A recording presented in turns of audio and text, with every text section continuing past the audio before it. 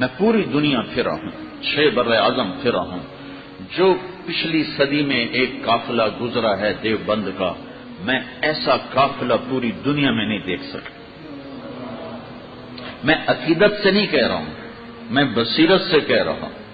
ہر جگہ اللہ کے رجال ہیں، ہر جگہ اللہ کے چاند اور سورج ہیں جو ہدایت کا ذریعہ بنے، پر پچھلی صدی میں جو ایک قافلہ گزرا ہے، اس قافلے کا مثل پوری دھرتی میں نے نہیں دیکھا۔ میں جو کچھ میں جانتا ہوں میں اس کے مطابق دعویٰ کر رہا ہوں، ہو سکتا ہے میرا دعویٰ غلط ہو، کہ علم کامل کلی تو میرے اللہ کا ہے، اور اللہ تعالیٰ نے اپنے بندوں میں کیا کیا صفات رکھی ہیں، لیکن جو یہ طائفہ انفع گزرا ہے، جو یہ طائفہ اصلح گزرا ہے اور اتقى گزرا ہے اور اعلم گزرا ہے اور ازکى گزرا ہے، ایسا طائفہ افراد کی بات نہ کر، طائفہ ایسا مجموعہ پوری دھرتی میں نہیں نظر آتا، کہ اللہ تعالیٰ نے چنا اس دھرتی کو۔ انگریز نے اس کو اندلس بنانے کا پورا منصوبہ بنایا تھا۔ 1757 میں پلاسی میں ہارے، سراج الدولہ کو شکست ہوئی۔ 1799 میں 31 مئی 1799 جب ٹیپو شہید ہوئے تو جنرل ہیرس نے کہا ہندوستان ہمارا ہے۔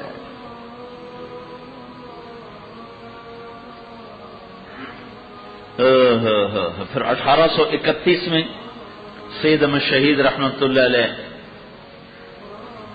بالا کوٹ کے پہاڑوں میں اپنوں کے ہاتھوں تو ادھر ادھر کی نہ بات کر، یہ بتا کہ قافلہ کیوں لوٹا، مجھے راہزنوں سے گلا نہیں، تیری راہبری کا سوال ہے۔ اس گھر کو آگ لگ گئی گھر کے چراغ سے۔ شارڈ میکالے کو بھیجا گیا کہ یہاں کا نظام تعلیم بنایا جائے اور مسلمانوں کو کسی طرح ختم کیا جائے۔ تو 1857 کی پھر ایک آخری کوشش ہوئی جنگ آزادی کی۔ تو جب قوموں کا نصیب ڈوبتا ہے تو کسی ایک طائفہ یا ایک طبقے کی وجہ سے نہیں، پورا بگاڑ آتا ہے تو پھر نصیب ڈوبتا ہے۔ صرف حکمرانوں کی نااہلی سے نصیب نہیں ڈوبا کرتے، نصیب جو ڈوبتے ہیں تو سب اس میں شریک ہوتے، سارے اس کے اندر شریک۔ اکثریت میں نافرمانی ہوتی تو اکثریت میں بگاڑ تھا۔ تو 1857 کی جنگ کو بھی رجب علی خان اور مرزا الہی بخش اور نجف خان، ان 3 آدمیوں نے ایمان بیچ کر اور دلی کے دروازے کھول دیے۔ اس کے بدلے میں رجب علی خان کو سونے چاندی کے ڈھیر ملے، وہ امبالے کا تھا، تو اس نے پورا ایک سونے کا فوارہ بنایا، سونے کا، جس میں سے شراب نکلتی تھی اور وہ بیٹھ کے پیا کرتا تھا اپنے مصاحبین کے ساتھ۔ تو کسی ایک صرف بہادر شاہ ظفر کی نااہلی سے ملک نہیں ڈوبا تھا، معاشرہ ڈوب چکا تھا۔ تو اب ان کو 100% یقین تھا کہ ہم اس کو اندلس بنا دیں گے۔ تو 1864 میں ایک محمد قاسم نام کے ہستی نے ایک چھوٹا سا چھپر ڈالا، چھپر، اور مسجد بنائی تو چھت ہی کوئی نہیں، چھت کے پیسے ہی کوئی نہیں، ایک چھپر ڈالا اور ایک انار کے درخت کے نیچے پڑھانے والا بھی محمود، پڑھنے والا بھی محمود۔ 1989 میں گیا تھا دیوبند، تو وہ انار کا درخت اس وقت تک تو کھڑا تھا، بعد میں نے سنا کاٹ دیا گیا۔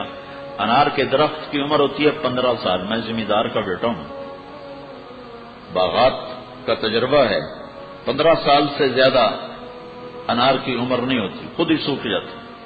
وہ 125 سال کھڑا رہا انار کا درخت، 125 سال ناممکنات میں سے، وہ تو بھی کھڑا تھا، پھر کاٹ دیا گیا، خود ہی کاٹ دیا گیا۔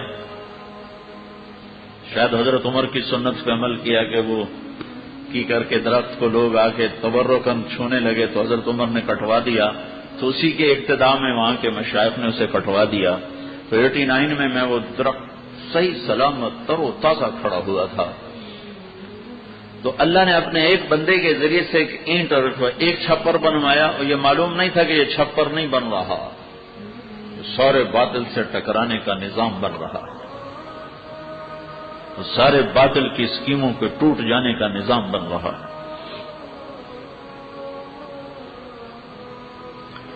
اور مسجد کی چھت کوئی نہیں،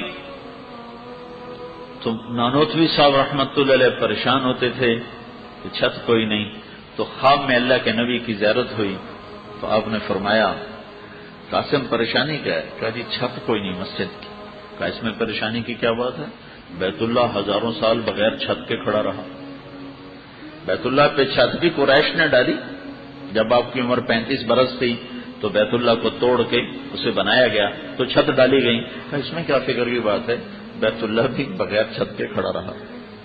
تو میرے مالک نے اس ملک کو سارے عالم کے لیے ایسے مدارس پوری دنیا میں کوئی نہیں،